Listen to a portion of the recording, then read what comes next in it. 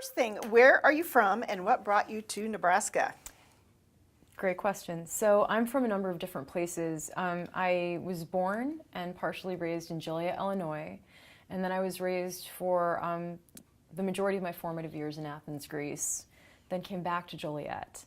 I've since lived in a number of different places, including Provincetown, Massachusetts, and New York City. And what ultimately brought me to Lincoln was, out of the blue, after applying to a handful of graduate programs, I received a phone call from the head of our English department here at UNL just saying that I'd been accepted with a full teaching package to attend the university. So that was how I wonderfully sort of fell into and came to Lincoln. All right. When did you start writing? I have always written. Like, I remember even keeping a diary as a kid, but when I began writing poetry in earnest, that was probably when I was 14. I had just come from Greece to Joliet, and Joliet, Illinois was sort of like, and I'm sure still is, this really kind of rough and tumble blue-collar town, which I am now in hindsight grateful for the grittiness.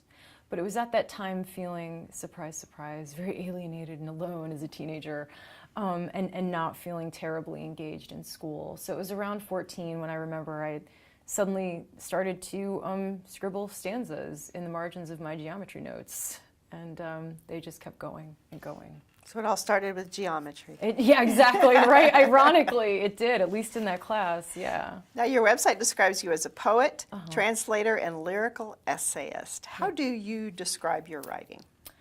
So the way I would describe my writing, no matter what, is that I tend to focus a lot on the travel narrative.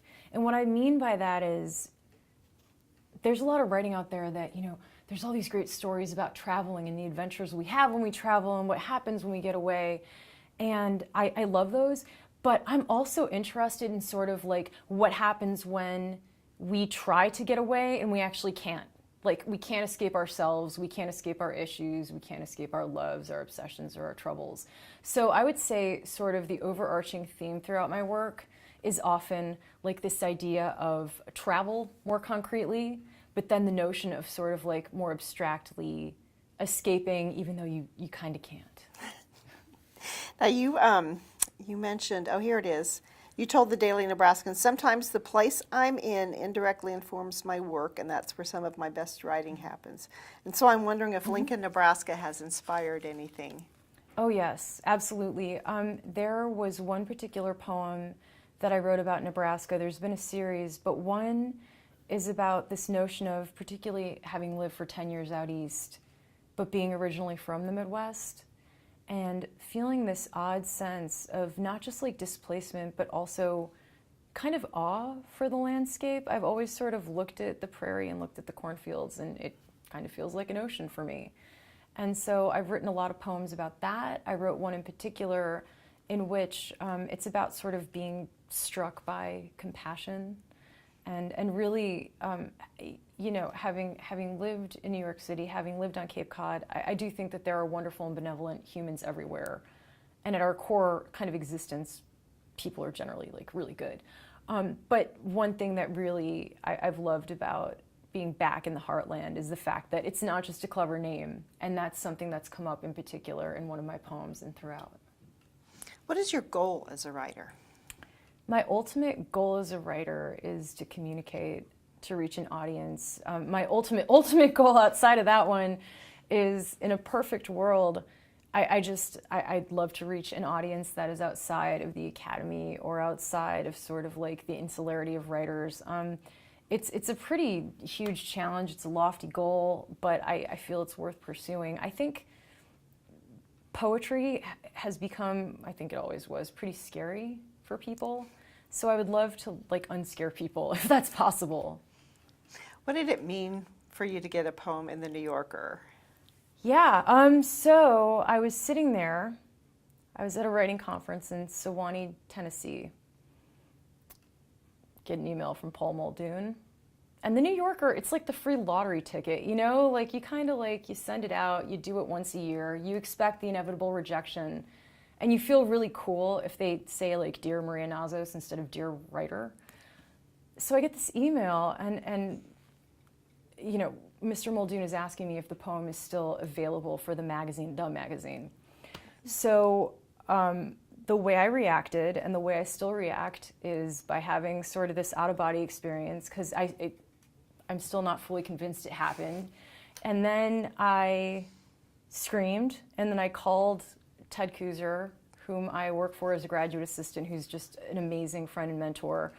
And then I think I just proceeded to probably scream in Ted's ear for about 20 minutes straight, which did not allow him a great deal of room to talk. But I definitely called him and just kept screaming. And I was like, oh my God, Ted, like, can you believe it? The New Yorker, the New Yorker. And my voice just kept getting more and more high-pitched. He was just wonderful. So I remember that was my initial reaction. And then I just stayed really quiet, didn't tell anybody at the conference for the rest of the day until later on that night, because I just needed to think about it and have the news sink in. I don't think it ever will, though. Wow, that would be amazing. Well, you mentioned Ted. You serve as grad assistant for the Life and Poetry column. What's it like working with a poet laureate? Ted Kooser is, I said this earlier off camera, and I'll say it again, he is like the blood grandfather, father, brother to the world. He hasn't just helped me with my own creative work, but he's also been a role model for me in terms of how to treat people, how to treat your students, because he just has such compassion for humanity and such honesty at the same time that for me, I've gone, wow, what an inspiration. What a way to treat my students, and what a way of interacting with people around me. So he's been so much more than a teacher of poetry, and I've been fortunate to have so many wonderful teachers at UNL. But really, for me, like, his whole composite as a human, it's been incredible. I feel so fortunate, so blessed to be going into my third year as his assistant. And what does the Emerging Artist Award mean for you? It means that it's amazing. It means that I feel excited and hopeful and honored. I think that, you know, all too often, sort of, especially in the academy, we're trained to continue to build up that vita, you know, continue to sort of like hoard accolades until they sort of are just translated into lines on your CV.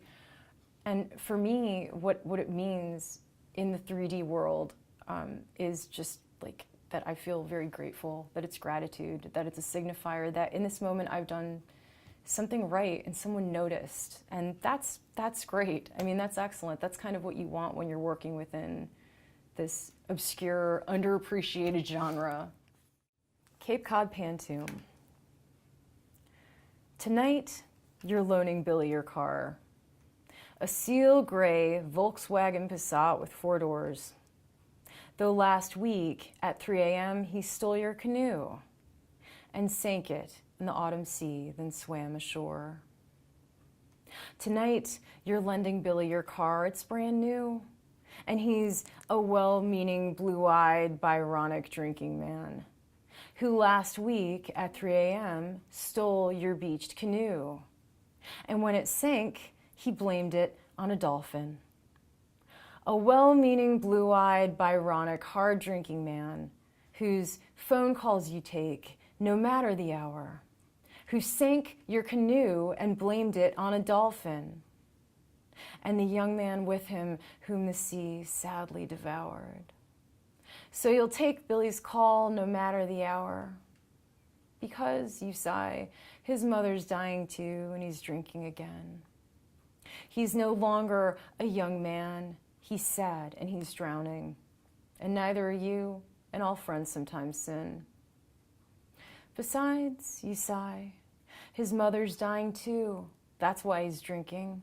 She wasn't a beauty, she came on to you long ago. And he's not a young man, he's drunk and he's drowning.